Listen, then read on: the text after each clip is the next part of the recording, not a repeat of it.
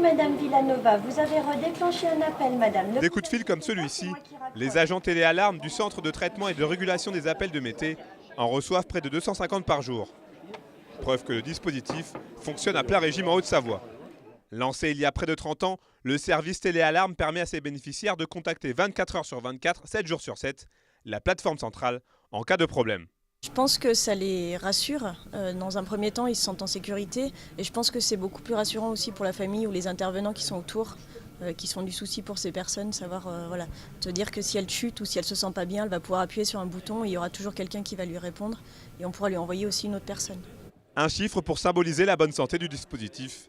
Le cap des 7200 abonnés a été franchi avec Madame Courcial, résidente d'Annemasse. Et pour marquer ce tournant important, la septuagénaire était en duplex de chez elle ce mardi avec le président du département.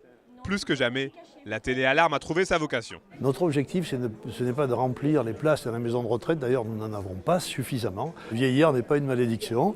Il faut bien vieillir au milieu des siens, si possible, dans le cadre de vie qui est le sien.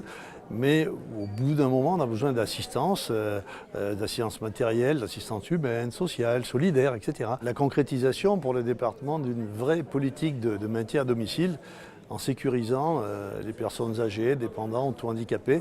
S'inscrivant parfaitement dans le plan d'action Bien vieillir en Haute-Savoie, lancé en 2013 par le département. La téléalarme est également un des maillons du travail de synergie, effectué avec les sapeurs-pompiers ou encore le SAMU. Ce sont des partenaires forts et c'est réciproque. On a un plateau d'urgence unique où se trouvent multi-partenaires, le SAMU, les ambulances privées, les médecins libéraux, la téléalarme et les pompiers bien évidemment qui hébergent tout le monde.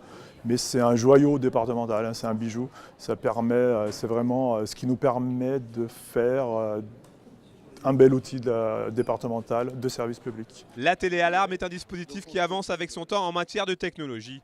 En plus des appareils déjà existants, le département va prochainement expérimenter un drap de lit permettant de détecter une absence prolongée.